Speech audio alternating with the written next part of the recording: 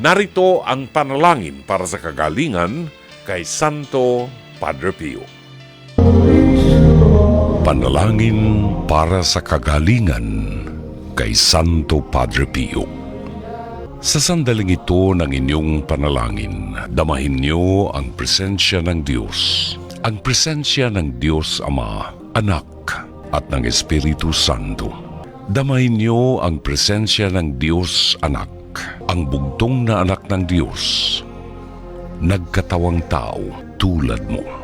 Buksan ang iyong puso. Ilahad sa Diyos ang lahat ng iyong mga sugat, ang iyong mga pangangailangan at mga hinaing. Kasama ng iyong mga sugat sa puso, ng iyong mga pagdurusa at ng iyong mga pangangailangan. Ilarawan mo sa iyong isipan na ikaw ay nakatayo sa harap ni Padre Pio. Mahal kong Padre Pio, ngayon ay lumalapit ako sa iyo upang isama ang aking mga panalangin sa libu-libong mga panalangin na iniaalay sa iyo araw-araw ng mga taong nagmamahal at nagdedebosyon sa iyo sa buong daigdig.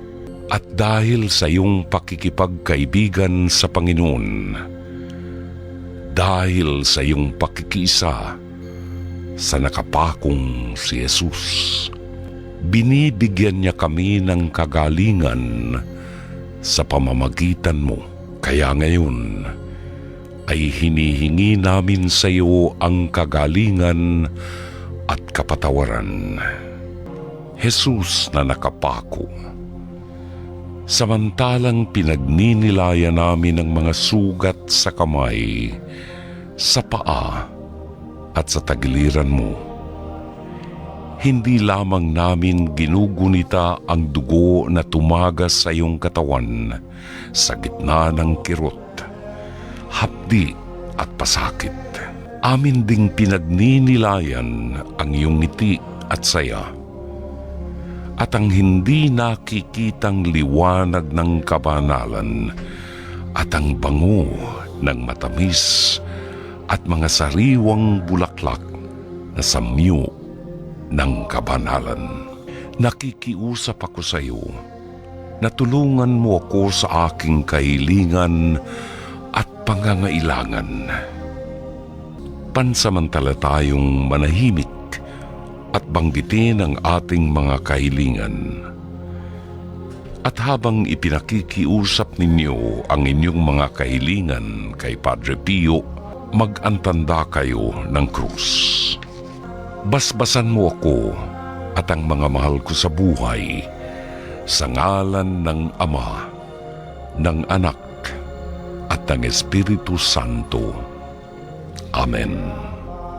Panalangin kay Santo Padre Pio. O Diyos, ipinagkaloob mo kay Padre Pio ng Pietrelcina, isang paring Kaputsino, ang dakilang pribilehiyo na makibahagi sa natatanging paraan sa paghihirap ng iyong anak na si Jesus. Ipagkaloob mo sa kanyang pamamagitan na matanggap ko ang katugunan sa aking mga panalangin. Ngayon ay banggitin ninyo ang inyong mga kahilingan.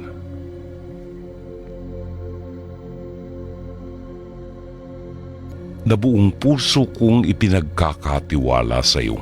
Subalit, higit sa lahat, bigyan mo ako ng biyaya na mabuhay nang naaayon sa kamatayan ni Jesus at ng kanyang muling pagkabuhay upang ako'y makarating sa kaluwalhatian ng kanyang muling pagkabuhay. Luwalhati sa Ama, sa Anak at sa Espiritu Santo. Amen. Luwalhati sa Ama, sa Anak at sa Espiritu Santo. Amen. Luwalhati sa Ama, sa Anak at sa Espiritu Santo. Amen.